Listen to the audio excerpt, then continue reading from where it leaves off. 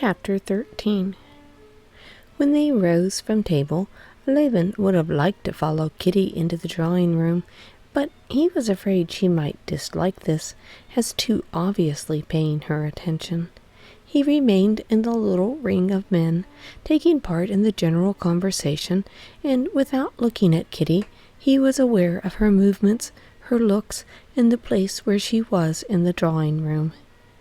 He did at once, and without the smallest effort, keep the promise he had made her, always to think well of all men, and to like everyone always.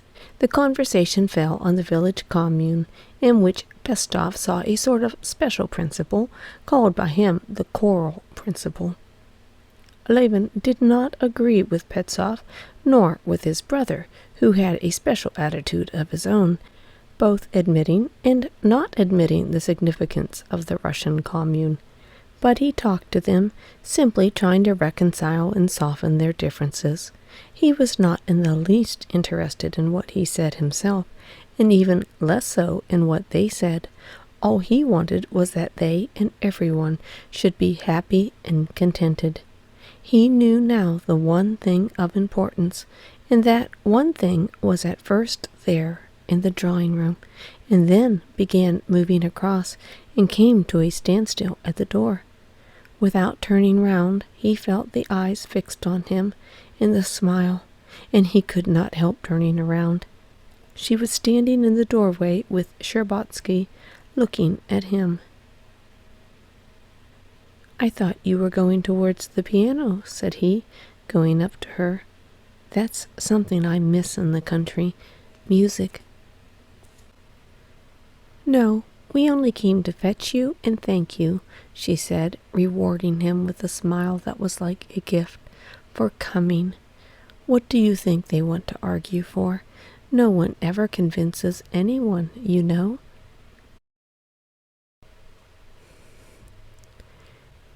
"Yes, that's true," said Levin.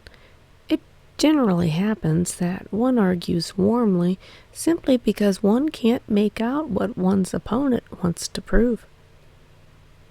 Levin had often noticed in discussions between the most intelligent people that after enormous efforts and an enormous expenditure of logical subtleties and words, the disputants finally arrived at being aware that what they had so long been struggling to prove to one another had long ago, from the beginning of the argument, been known to both, but that they liked different things, and would not define what they liked for fear of its being attacked. He had often had the experience of suddenly, in a discussion, grasping what it was his opponent liked, and at once liking it too. And immediately he found himself agreeing, and then all arguments fell away as useless. Sometimes, too, he had experienced the opposite, expressing at last what he liked himself, which he was devising arguments to defend, and chancing to express it well and genuinely, he had found his opponent at once agreeing and ceasing to dispute his position. He tried to say this. She knitted her brow, trying to understand, but directly he began to illustrate his meaning, she understood at once. "I know, one must find out what he is arguing for, what is precious to him. Then one can—" She had completely guessed and expressed his badly expressed idea. Levin smiled joyfully. He was struck by this transition from the confused, verbose discussion with Pestov and his brother to this laconic, clear, almost wordless communication of the most complex ideas. Sherbatsky moved away from them, and Kitty, going up to a card table, sat down, and taking up the chalk, began drawing diverging circles over the new green cloth. They began again on the subject that they had started at dinner, the liberty and occupations of women. Levin was of the opinion of Darya Alexandrovna that a girl who did not marry should find a woman's duty in a family. He supported this view by the fact that no family can get on without women to help, that in every family, poor or rich, there are and must be nurses, either relations or hired. "No," said Kitty, blushing, but looking at him all the more boldly with her truthful eyes. "A girl may be so circumstanced that she cannot live in the family without humiliation, while she herself—" At the hint he understood her. "Oh, yes," he said. "Yes, you're right, you're right." And he saw all that Petzoff had been maintaining at dinner of the liberty of woman, simply from getting a glimpse of the terror of an old maid's existence in its humiliation in Kitty's heart. In loving her, he felt that terror and humiliation, and at once gave up his arguments. A silence followed. She was still drawing with chalk on the table. Her eyes were shining with a soft light. Under the influence of her mood, he felt in all his being a continually growing tension of happiness. "Ah, I've scribbled all over the table," she said. And laying down the chalk, she made a movement as though to get up. "What? Shall I be left alone without her?" he thought with horror, and he took the chalk. "Wait a minute," he said, sitting down to the table. "I've long wanted to ask you one thing." He looked straight into her caressing, though frightened eyes. "Please, ask it." "Here," he said, and he wrote the initial letters, WYTMICNBDTMNOT. These letters meant, "When you told me it could never be, did that mean never, or then?" There seemed no likelihood that she could make out this complicated sentence, but he looked at her as though his life depended on her understanding the words. She glanced at him seriously, then leaned her puckered brow on her hands and began to read. Once or twice she stole a look at him, as though asking, "Is it what I think?" "I understand," she said, flushing a little. "What is this word?" he said, pointing to the N that stood for never. "It means never," she said, "but that's not true." He quickly rubbed out what he had written, gave her the chalk, and stood up. She wrote TICNAD.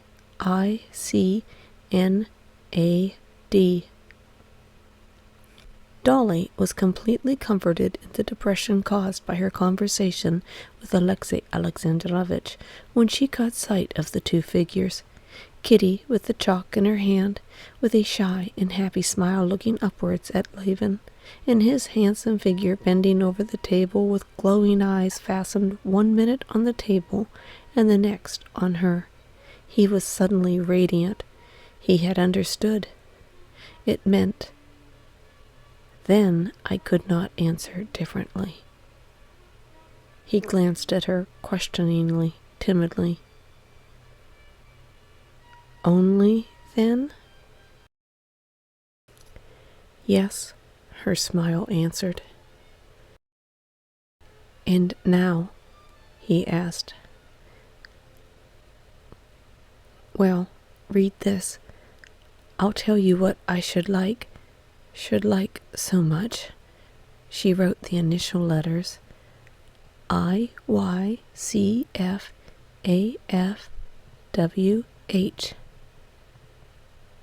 This meant, if you could forget and forgive what happened.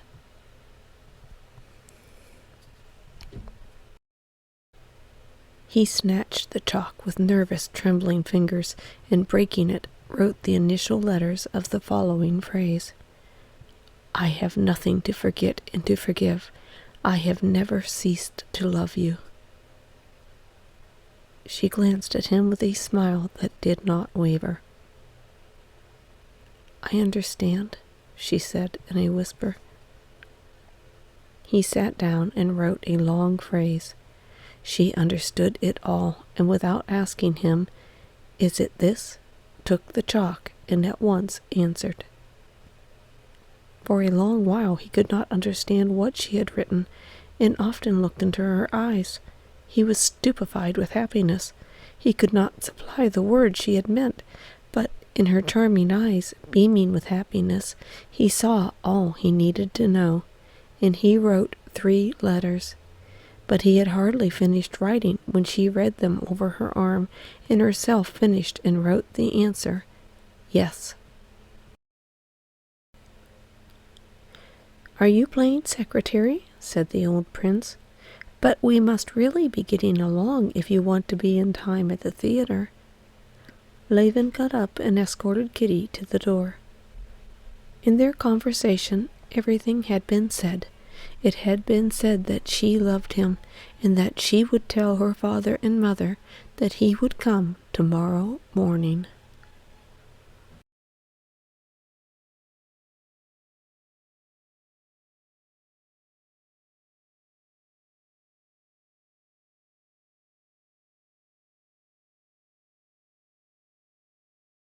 Chapter 14.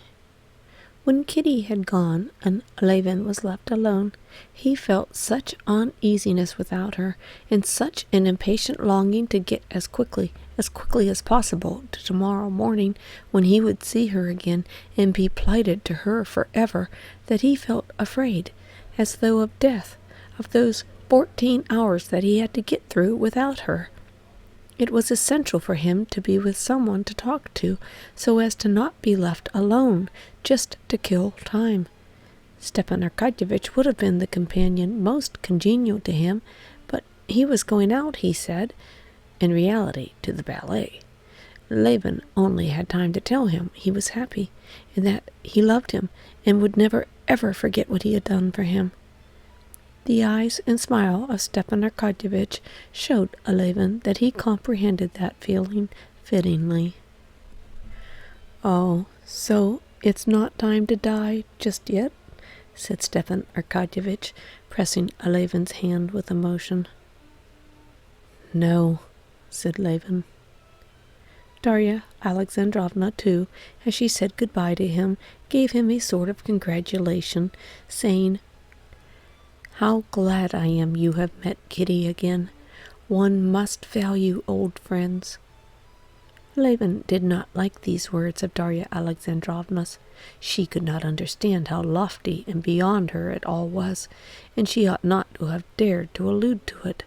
Levin said goodbye to them, but not to be left alone, he attached himself to his brother. "Where are you going?" "I'm going to a meeting." "Well, I'll come with you, may I?" "What for?" "Yes, come along," said Sergei Ivanovitch, smiling. "What is the matter with you today?" "With me?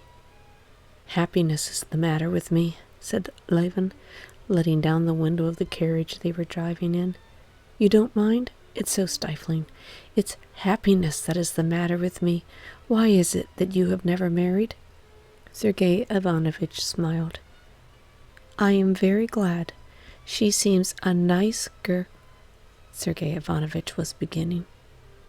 Don't say it," shouted Levin, clutching at the collar of his fur coat with both hands and muffling up to it.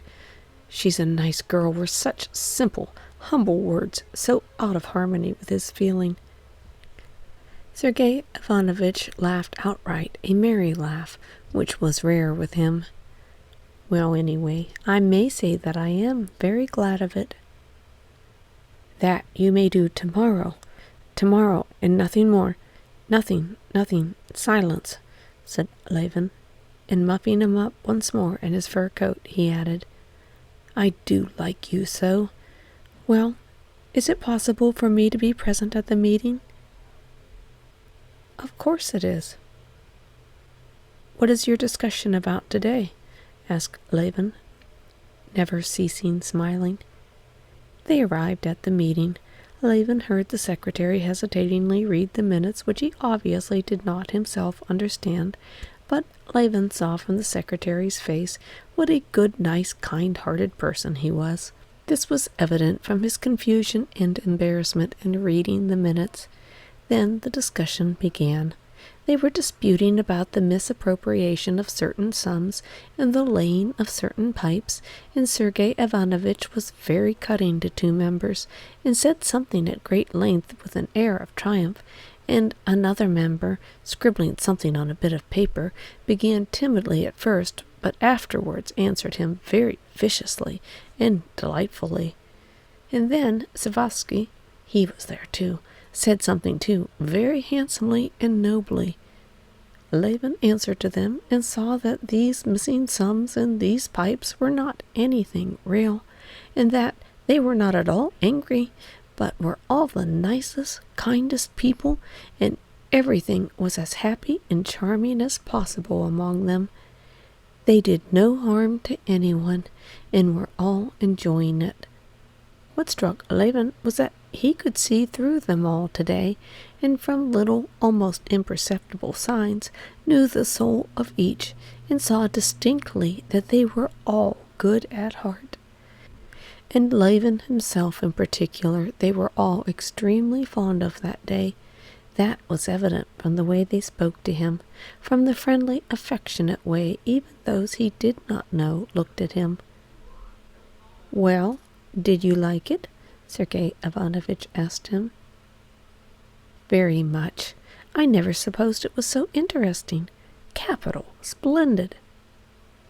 Savasky went up to Levin and invited him to come round to tea. Levin was utterly at a loss to comprehend or recall what it was he had disliked in Savasky, what he had failed to find in him. He was a clever and wonderfully good-hearted man. "Most delighted," he said, and asked after his wife and sister-in-law, and from a strange association of ideas, because in his imagination the idea of Savasky's sister-in-law was connected with marriage, it occurred to him that there was no one to whom he could more suitably speak of his happiness, and he was very glad to go and see them. Savasky questioned him about his improvements on his estate, presupposing, as he always did, that there was no possibility of doing anything not done already in Europe, and now this did not in the least annoy Levin. On the contrary, he felt that Savasky was right, that the whole business was of little value, and he saw the wonderful softness and consideration with which Savasky avoided fully expressing his correct view. The ladies of the Savasky household were particularly delightful. It seemed to Levin that they knew all about it already and sympathized with him, saying nothing merely from delicacy.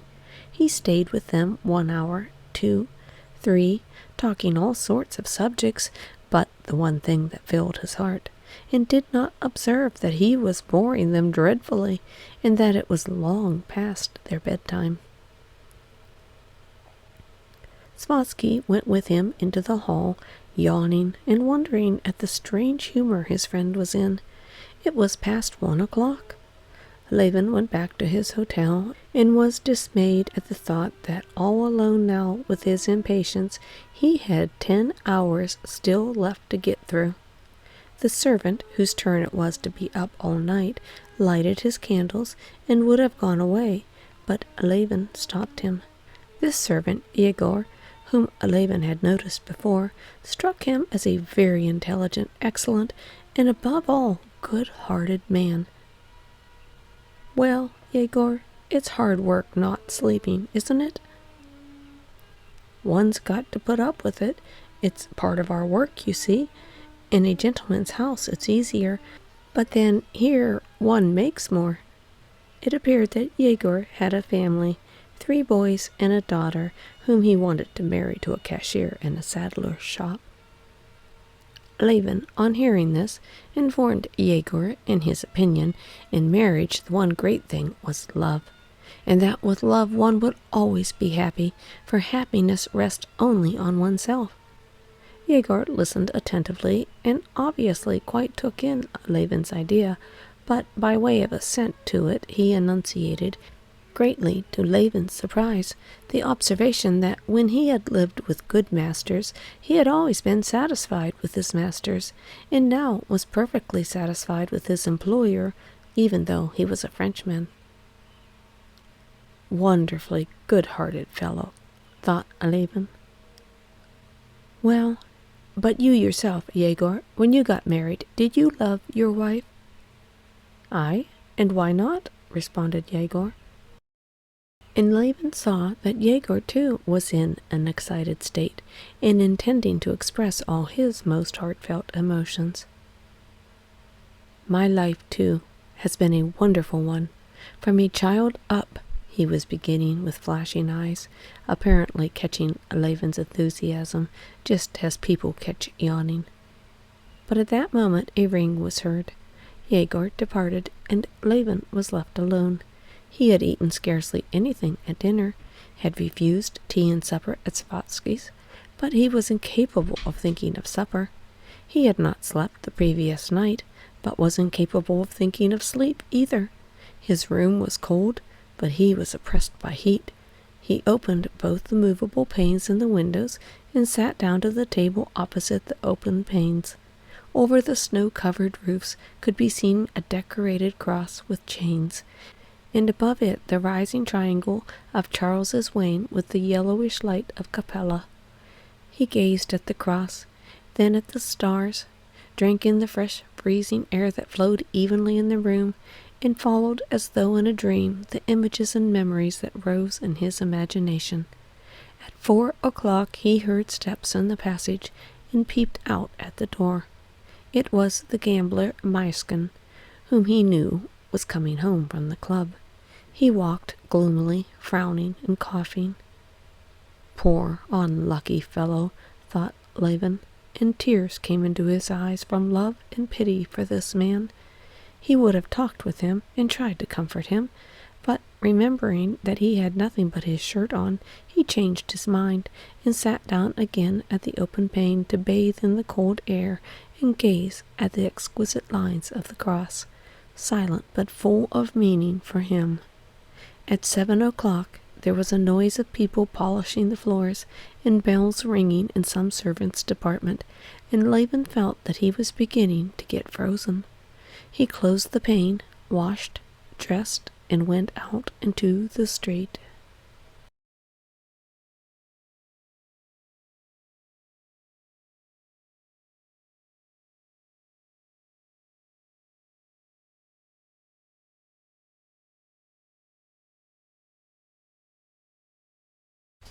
Chapter 15.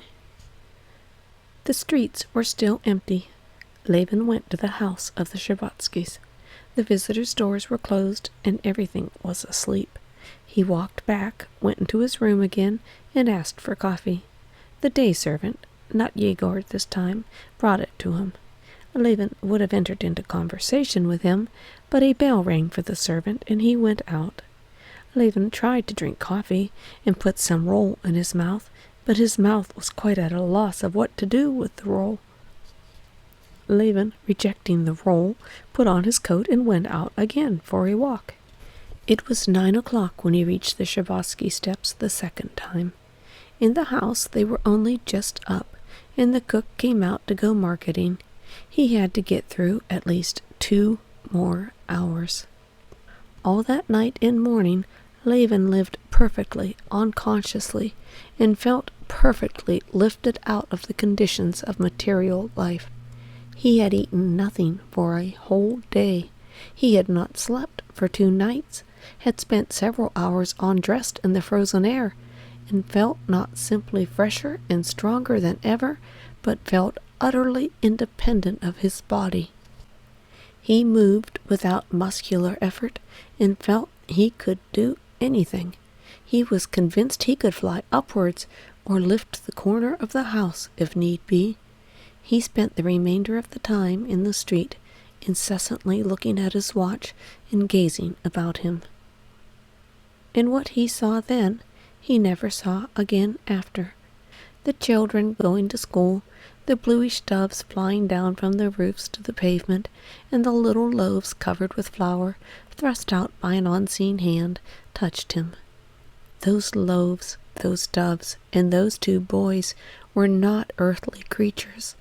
It all happened at the same time. A boy ran towards a dove and glanced smiling at Levin.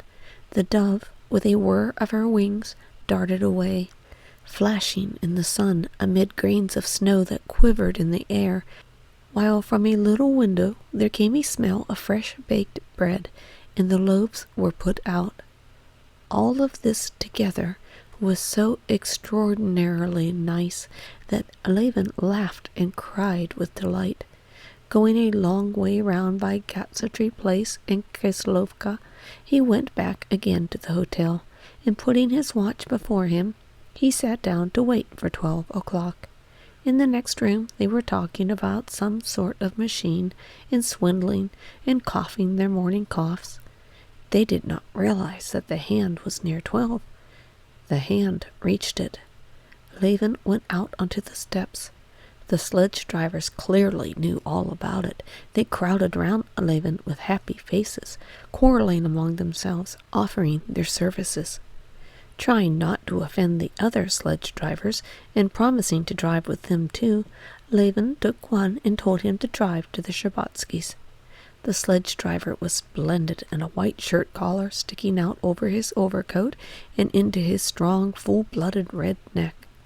The sledge was high and comfortable, and altogether such a good one as Levin had never driven in, and never after, and the horse was a good one, and tried to gallop, but didn't seem to move. The driver knew the Sherbatskys' house, and drew up at the entrance with a curve of his arm and a woe, especially indicative of respect for his fare. The Sherbatskys' hall porter certainly knew all about it.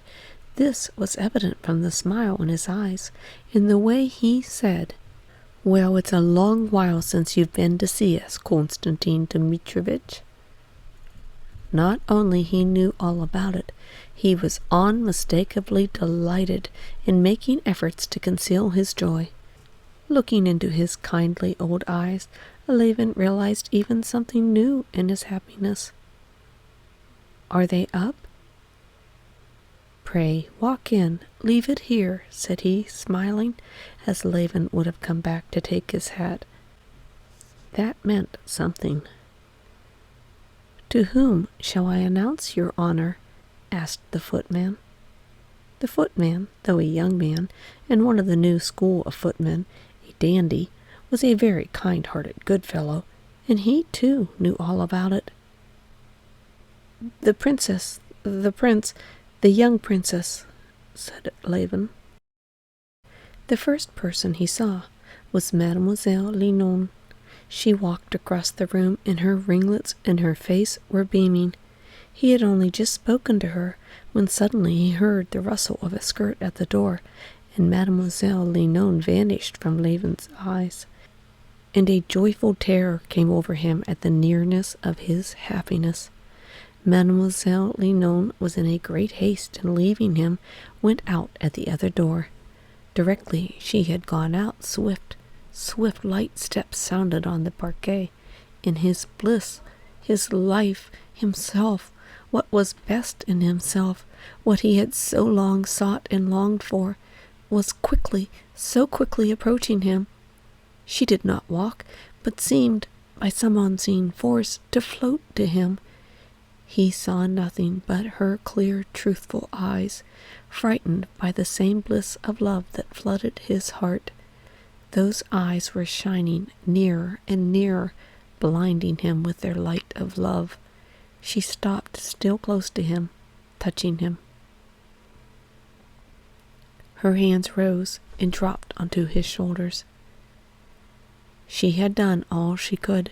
She had run up to him and given herself up entirely, shy and happy.